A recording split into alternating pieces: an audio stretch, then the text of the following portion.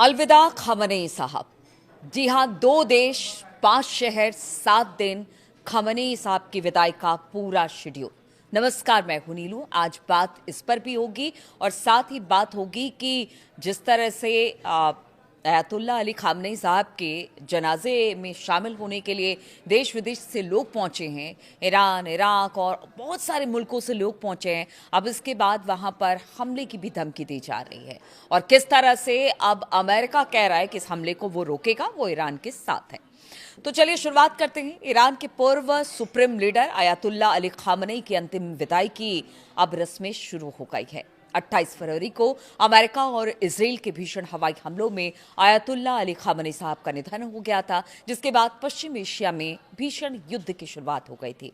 जंग के बीच खामनेई के पार्थिव शरीर को फॉरेंसिक मॉर्चरी के रेफ्रिजरेटर कोल्ड स्टोरेज में रखा गया, सुरक्षित रखा गया और अब सीजफायर की घोषणा के बाद खामनेई साहब को नम आंखों से विदाई दी जा रही है।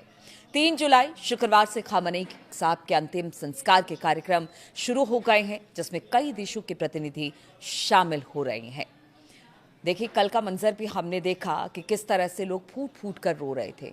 उनके अपने चाहने वाले, उनके देश के लोग, बड़े नेता, सभी की आंखें नम थी और सभी उन्हें भावपूर्ण श्रद्धांजलि दे रहे थे। अभी कहाँ रखा गया है खामनेई साहब का पार्थिव शरीर, वो भी आपको बताते हैं। तो खामनेई का पार्थिव शरीर अभी ईरान की राजधानी तेहरान के ग्रैंड मुसल्ला मस्जिद में रखी गई है, जहां देश विदेश से पहुंचे प्रतिनिधि उन्हें श्रद्धांजलि दे रहे हैं। ईरान ने खामनेई की अंतिम विदाई और राजकीय अंतिम संस्कार के लिए खास तैयारियां की हैं। उनके पार्थिव शरीर को ईरान और इराक के 5 प्रमुख शहरों, जिसमें तेहरान, कौम, नजफ, करबला और मशहद लेकर जाया जाएगा। तेहरान की बात की जाए तो ईरान की राजधानी तेहरान है, जहां पर 3 जुलाई से खामनेई साहब को अंतिम विदाई देने की जो रस्में हैं वो शुरू हो चुकी हैं। खामनेई साहब, उनकी पत्नी, बेटी, दामाद और 14 माह की पोती की ताबूतों को अंतिम दर्शन के लिए तेहरान की ग्रैंड मुसल्ला मस्जिद में रखा गया है, जहां पर आम जनता और 100 से अधिक देशों के विदेशी मेहमान और प्रतिनिधि उन्हें श्रद्धांजलि दे रहे हैं, जिसकी तस्वीरें भी आपने देखी कि किस तरह से अलग अलग मुल्कों से करीब करीब 90 मुल्कों से प्रतिनिधि यहां पर पहुंचे हैं।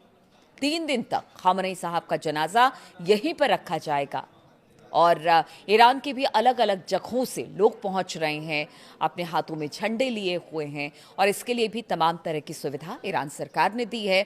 चाहे वो मेट्रो हो, ट्रेन हो, ट्रेनों को लगाया गया है ताकि ज़्यादा से ज़्यादा अंतिम दर्शन के लिए जो ईरानी जनता है वो पहुंच पाए। देखिए, 6 जुलाई को तेहरान के विभिन्न हिस्सों से खामनेई साहब की अंतिम यात्रा निकाली जाएगी, जिसमें लाखों लोग शामिल होंगे और इसके लिए अभी से लोग तेहरान पहुंचने शुरू हो गए हैं। अब बात करें कोम की, तो चौथे दिन यानी कि ईरान की राजधानी तेहरान से खामनेई साहब का पार्थिव शरीर कोम लेकर जाया जाएगा। 7 जुलाई को वो कोम पहुंचेगा। कोम शिया इस्लाम की शिक्षा का प्रमुख केंद्र है और यहाँ खामनेई साहब की अंतिम विदाई से जुड़ी कई धार्मिक रस्में भी निभाई जाएंगी। बात करें नजफ की, तो कोम के बाद खामनेई साहब का पार्थिव शरीर इराक ले जाया जाएगा। 8 जुलाई को खामनेई साहब का ताबूत इराक के पवित्र शहर नजफ लेकर जाया जाएगा। नजफ शिया समुदाय के सबसे पवित्र स्थलों में से एक है। यहाँ इमाम अली दरगाह में सार्वजनिक अंतिम यात्रा निकाली जाएगी और इसके बाद करबला। नजफ के बाद खामनेई साहब का पार्थिव शरीर इराक के पवित्र शहर करबला लेकर जाया जाएगा और फिर यहाँ इमाम हुसैन और उनके भाई अब्बास की पवित्र दरगाहों पर खामनेई साहब का अंतिम जुलूस निकाला जाएगा। इसके बाद बारी आती है मशहद की, तो 9 जुलाई को सभी धार्मिक यात्राओं के बाद खामनेई साहब के पार्थिव शरीर को वापस ईरान के उत्तर पूर्वी शहर मशहद लेकर आया जाएगा। मशहद खामनेई का गृह जिला है। 9 जुलाई को ही उन्हें मशहद की ऐतिहासिक और पवित्र इमाम रजा दरगाह परिसर में सुपुर्द खाक यानी कि दफन कर दिया जाएगा। इन 5 शहरों को ही आखिर क्यों चुना गया उनकी अंतिम यात्रा के लिए, तो आपको बताते हैं कि ईरान और इराक के ये 5 शहर इस्लामिक मान्यता और खासकर शिया समुदाय के पवित्र केंद्र हैं। ऐसे में सालों तक दुनिया के सबसे बड़े शिया धर्मगुरु रहे ईरान के सर्वोच्च नेता अयातुल्ला अली खामनेई साहब के पार्थिव शरीर को इन सभी जगहों पर लेकर जाया जाएगा। अमेरिका इजराइल के साथ चले भीषण जंग के बाद हो रहे इस कार्यक्रम के जरिए ईरान दुनिया को अपनी ताकत भी दिखाना चाहता है कि आप सोचिए कि इतनी सारी पाबंदियों के बावजूद भी अगर इतने मुल्कों के राजनयिक शिरकत कर रहे हैं इस अंतिम यात्रा में खामनेई साहब के, तो कहीं ना कहीं ईरान ये बताना चाहता है कि उनके साथ अभी भी दुनिया के कई मुल्क खड़े हैं। मीडिया रिपोर्ट के अनुसार खामनेई साहब का अंतिम संस्कार अपनी तरह का दुनिया के सबसे अलग और बड़ा आयोजन हो सकता है। खामनेई साहब की अंतिम विदाई में 1.5 से 2 करोड़ लोगों के शामिल होने का अनुमान भी लगाया जा रहा है। अंतिम संस्कार में शामिल होने तेहरान आ रहे आम लोगों के लिए मेट्रो और सरकारी बसें मुफ्त कर दी गई। बाहर से आए लोगों के लिए होटल के किराए को कम कर दिया गया है। स्पेशल ट्रेनें चला दी जा रही हैं। स्कूल मस्जिदों में भी लोगों के ठहरने की व्यवस्था की गई है। हालांकि मस्जिदों को काले कपड़ों से भी ढका गया है। ये शोक का एक प्रतीक है। अब ईरान सरकार इस अंत्येष्टि को राष्ट्रीय एकता और साझा शोक के प्रतीक के रूप में अब लोगों को दिखाना और बताना चाहती है और इसके प्रयास कर रही है। आधिकारिक आयोजन निकाय द्वारा साझा किए गए अंत्येष्टि के प्रतीक के रूप में आयतुल्ला अली खामनेई की बंद मुट्ठी के साथ हमें उठना होगा का नारा अंकित है। लेकिन तेहरान में तनाव और सन्नाटा इस वक्त छाया हुआ है, जो क्रांति के जनक सर्वोच्च नेता आयतुल्ला रुहुल्लाह खुमैनी के भावपूर्ण अंतिम संस्कार से बिल्कुल विपरीत है। तब लाखों लोग रोते बिलखते खुमैनी के अंतिम संस्कार के जुलूस में उमड़ पड़े थे। उनको रोकने के लिए गार्ड्स को लगाया गया था। लेकिन आज जिस तरह से आज से जो कल से शुरू हो गया है आयतुल्ला अली खामनेई साहब के अंतिम यात्रा का दौर, उसको लेकर इस वक्त पूरे ईरान में गम का माहौल है और ये करीब 4-5 दिन तक चलेगा। लेकिन इसी बीच एक बड़ी खबर सामने आ रही है। बताया जा रहा है कि हो सकता है कि इजराइल इस दौरान हमला कर दे। देखिए, बात मुसाद की हो रही है तो हमने पहले भी देखा था कि किस तरह से हमास के चीफ को भी मारा गया था जब वो एक कार्यक्रम में ईरान पहुंचे थे।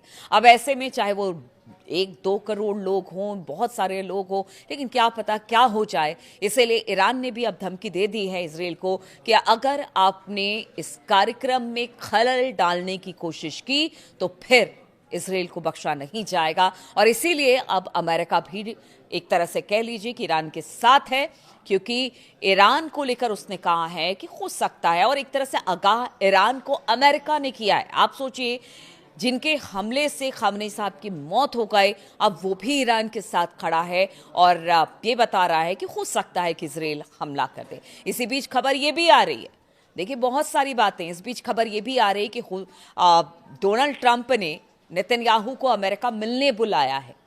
अब बहुत ज़्यादा जानकारी इसको लेकर नहीं मिली है, कब है, क्या है, कैसे मुलाकात होगी, लेकिन मिलने के लिए बुलाया है। और देखिए, बातचीत इस वक्त चल रही है ईरान अमेरिका में, और उसी समय अगर ट्रंप बुलाते हैं नेतन्याहू को मिलने के लिए तो इसके क्या मतलब है, ये भी समझने वाली बात होगी। लेकिन इस वक्त पूरा ईरान गम में डूबा हुआ है और खामनेई साहब का बदला लेने के लिए, और लगातार अमेरिका के खिलाफ हमने सड़कों पर भी देखा कि किस तरह से इनकलाब मतलब मुर्दाबाद के नारे वहां पर लगे, अमेरिका को लेकर मुर्दाबाद के नारे ईरानी जनता की तरफ से लगाए गए। तो यानी कहीं ना कहीं गुस्सा है, मातम के साथ गुस्सा भी है कि अमेरिका और इजराइल के हमले में ही उनके बड़े नेता की मौत हो गई, तो बदला तो लिया जाएगा। लेकिन देखिए, चूंकि इस वक्त बातचीत चल रही है, लेकिन इसी बीच अगर नेतन्याहू और ट्रंप मिलते हैं तो ये भी बड़ी खबर है। और साथ ही साथ अगर ईरान पर किसी तरह का भी कोई भी हमला, छोटा हो बड़ा हो, किसी तरह का भी हमला होता है तो वो भी कहीं ना कहीं एक बड़े युद्ध की तरफ संकेत करेगा। तो गम का माहौल है और गम के माहौल में ही सारे लोग इस वक्त डूबे हुए हैं, लेकिन बातचीत अपनी जगह है, वो चलती रहेगी।